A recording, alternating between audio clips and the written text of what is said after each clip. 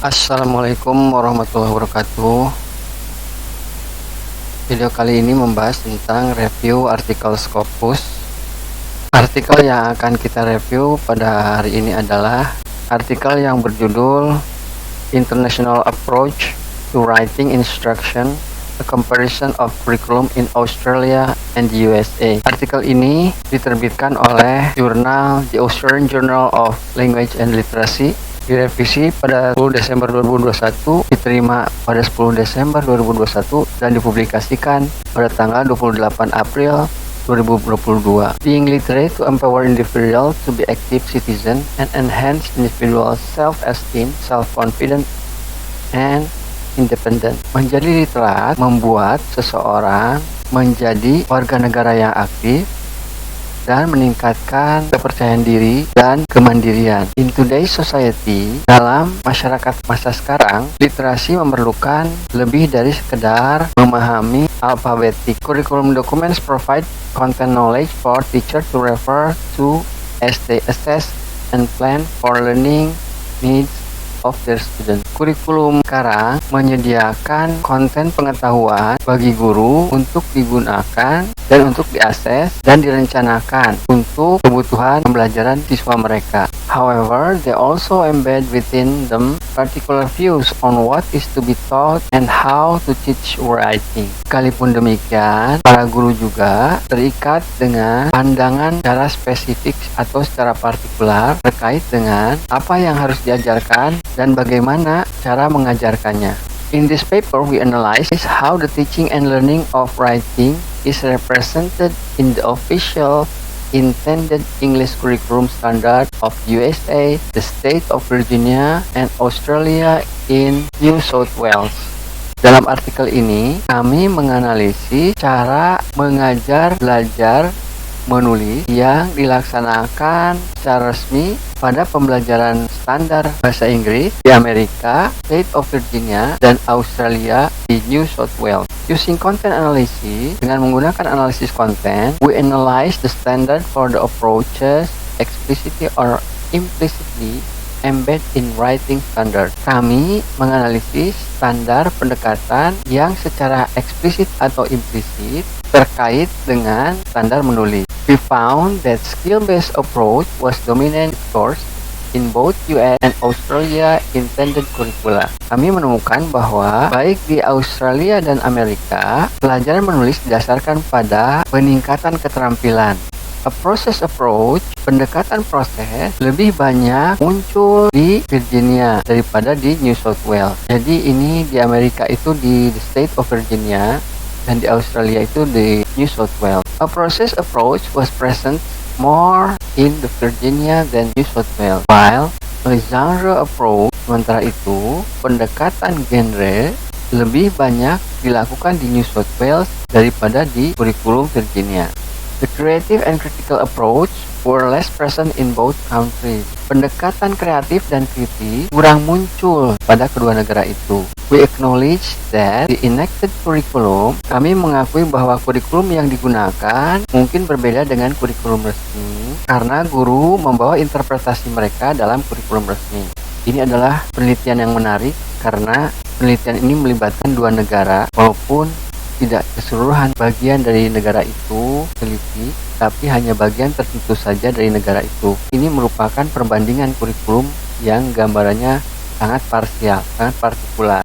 Mungkin seseorang bisa bekerja sama dengan Katina Zemil, John Rhodes, atau Tammy Milby.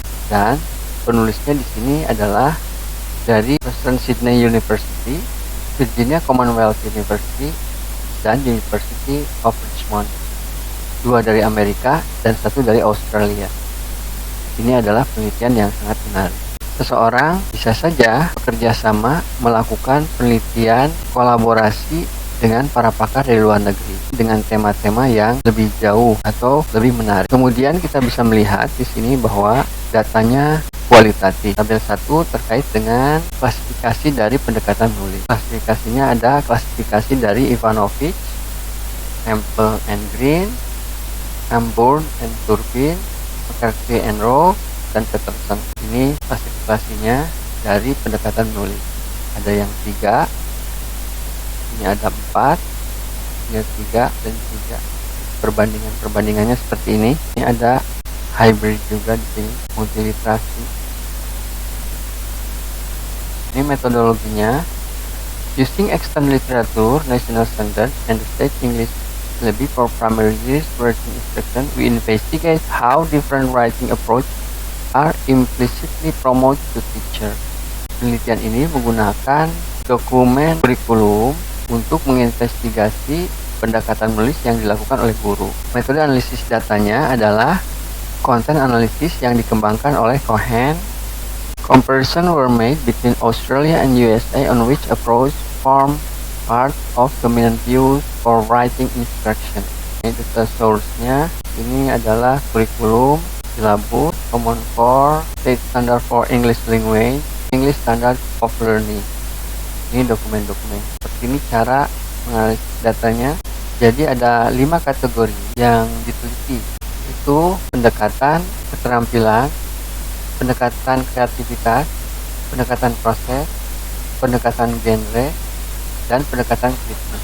Kemudian ini adalah temuan-temuannya: speaking and listening, writing and representing, and writing and using digital tools, reading and viewing, spelling, speaking and listening, writing and representing to, responding and composing, reading and viewing, grammar, punctuation, vocabulary, thinking imaginatively and creativity, thinking imaginatively, creatively, and interpretively, expressing themselves, reflecting of learning.